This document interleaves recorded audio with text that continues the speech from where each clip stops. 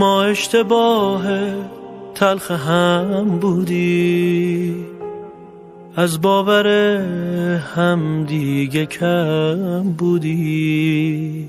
تو ماجرای قتل این احساس ما هر دو با هم متهم بودی. حس میون ما یه عادت بود، ما عشق تو هم خونگی دیدی. ما اشتباه سادمون این بود، وابستگی رو عشق فهمیدی. باید تموم میشد وقتی که آیندت با من حروم میشد. باید تموم میشد، این بهترین راه بود. باید تموم میشد.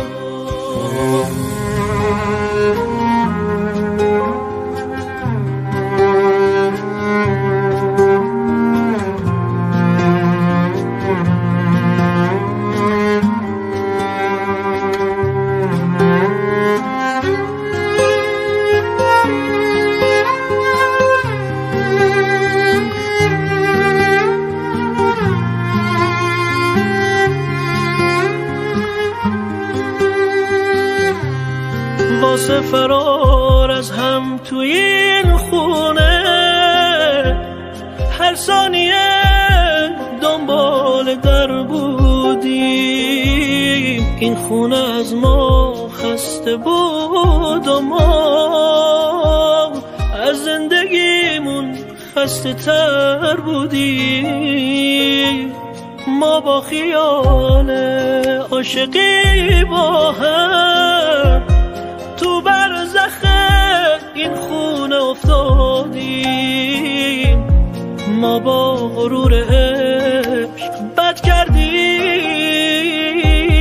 باید تقاص عشق میدادیم.